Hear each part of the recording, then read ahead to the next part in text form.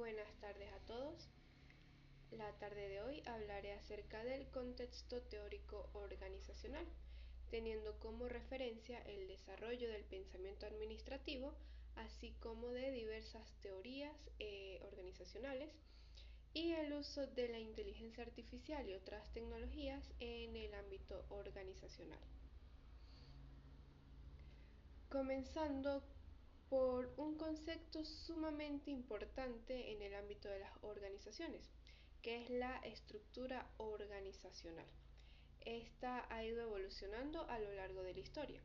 Tenemos por un lado la organización tradicional, en donde se encuentra una centralización del poder, así como bien delimitadas las funciones de cada persona, es decir, son mecanicistas. Y por otro lado tenemos las organizaciones modernas, en donde son más flexibles las funciones que ejerce cada persona y se encuentra una descentralización del poder. En el video de administración UNEANDES se menciona que para definir la estructura organizacional es sumamente importante primero tener en cuenta los objetivos. ¿Qué quiere lograr dicha organización? Entonces, a lo mejor en algunas organizaciones funcionará mejor un modelo o una estructura tradicional y en otras organizaciones, por ejemplo, de índole creativo, será mejor implementar una organización moderna en donde los empleados piensen de formas más creativas.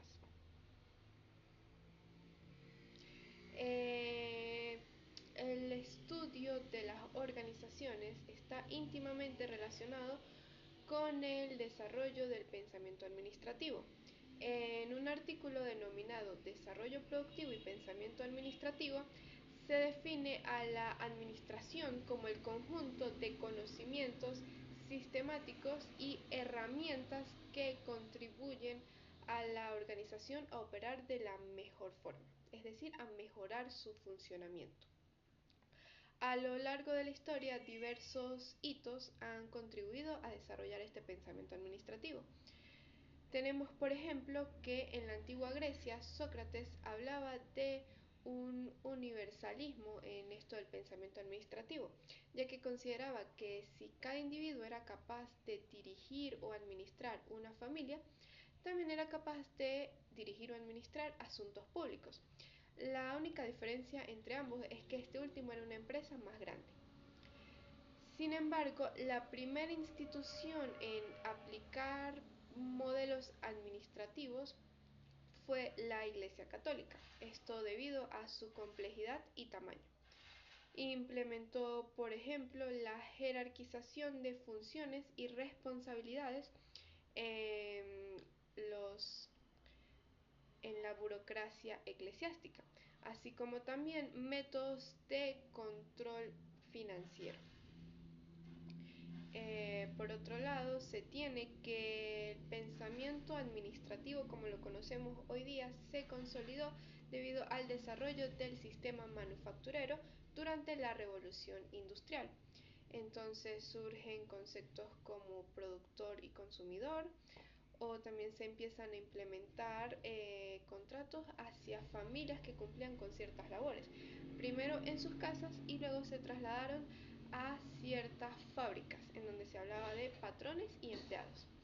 En este sentido es importante mencionar a Richard Arkwright, el cual mencionaba que la centralización del poder o del mando, así como el estructurar jerárquicamente a las organizaciones, contribuía a tener un mayor control de las actividades de las empresas. En contraste tenemos a Robert Owen, quien se enfocó más en la parte individual de las empresas, es decir, en las personas, en las condiciones de trabajo de las personas, ya que consideraba condiciones inhumanas las que se empleaban durante la Revolución Industrial. Por último, tenemos que en la actualidad la administración se enfoca en los trabajos colectivos, buscando compartir información y recursos, de manera que se obtenga un mayor funcionamiento de las organizaciones. buscando ofrecer calidad en los servicios, de manera que se cumpla con las expectativas y exigencias de los clientes. También en la actualidad es importante tener en cuenta las tecnologías y cómo las mismas avanzan día a día. Sin embargo, de esto vamos a hablar más adelante. Bien, ahora un concepto que es muy importante tanto en el pensamiento administrativo como en las teorías de la organización es el trabajo. El concepto de trabajo ha sido el eje central de teorías sociales modernas. Autores como Marx, Durkheim o Weber las tenían no como el único eje, pero sí como un eje fundamental en algunas de sus teorías. Debido a que el estudio de las organizaciones y del trabajo son temas tan complejos, es necesario mirarlos desde perspectivas multidisciplinarias, como se mencionaba en el video de Rivas en el año 2022. Se necesitan enfoques multidisciplinarios, sobre todo enfoques que se basen en el trabajo humanitario y social, es decir, centrados en el individuo. Y si bien las teorías clásicas son importantes, es también necesario implementar otra serie de teorías, como por ejemplo la de escuela del comportamiento o la de nuevas relaciones humanas. La teoría de escuela del comportamiento está fundamentada en el positivismo lógico. Esta teoría formuló el modelo económico de la elección racional para incorporar el componente psicológico del comportamiento de quien toma decisiones. Acá un concepto importante es la toma de decisiones. En esta teoría se indica que es importante la toma de decisiones en sí más que las consecuencias de dichas decisiones. Entonces se ven a las organizaciones como sistemas de decisiones, en donde cada individuo toma decisiones racionales en base al comportamiento. Por otro lado está la teoría de las nuevas relaciones humanas. Esta está fundamentada en la teoría de las necesidades planteada por Maslow. Esta teoría reformula el problema del comportamiento humano en el trabajo, desde el análisis de los factores psicológicos asociados al comportamiento individual. Esta teoría se confrontan tanto las necesidades individuales como las de la estructura de la organización. Entonces, posibles soluciones que se plantean es tener una mayor flexibilización al momento de tomar decisiones, así como tener en cuenta a las diversas personas de dicha organización para tomar estas decisiones. En el concepto del trabajo actual es importante mencionar que diversos factores contribuyen en la transformación del mismo, como por ejemplo las innovaciones en tecnologías, el agotamiento de los sistemas productivos, tanto en dimensiones micro como macroeconómicas, así como la diversidad de dichos sistemas productivos. Y por último, las relaciones que se establecen entre las diversas personas de las organizaciones. Ahora, un factor que se debe tener en cuenta en el estudio de las organizaciones actualmente y que tal vez no era tan relevante en los contextos históricos mencionados anteriormente es la tecnología. Esta tomó una mayor relevancia a raíz de la pandemia, como se mencionaba en el video de cultura organizacional y transformación en la era digital. Surgen términos como teletrabajo, analfabetización tecnológica e inteligencia artificial, así como también surgen mitos alrededor de los mismos, como por ejemplo un mito que es sumamente común es que la inteligencia artificial va a reemplazar a los diversos empleados. Sin embargo, en el video se menciona que se debe ver este tema con una perspectiva un poco más positiva, ya que, por ejemplo, la inteligencia artificial contribuye a la optimización del tiempo.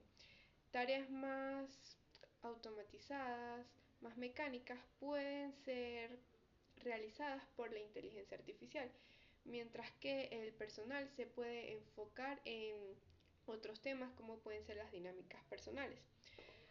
Para llevar a cabo este cambio respecto a los pensamientos o creencias que se tienen sobre la inteligencia artificial, es necesario llevar a cabo un cambio en la cultura organizacional, concepto también relevante en las teorías organizacionales. Se puede definir a la cultura organizacional como aquella serie de mitos, creencias o incluso la misión y visión de la organización, lo que constituye la base de sustentación de las nuevas prácticas. En el video de Administración UNEANDE se mencionaba que la cultura organizacional es propia de cada institución, de cada empresa, de cada organización. Entonces, así como se deben realizar capacitaciones para adquirir nuevas habilidades respecto a la inteligencia artificial y al uso de estas tecnologías, es importante también llevar a cabo un cambio de pensamiento respecto al uso que se tiene de las mismas. Para esto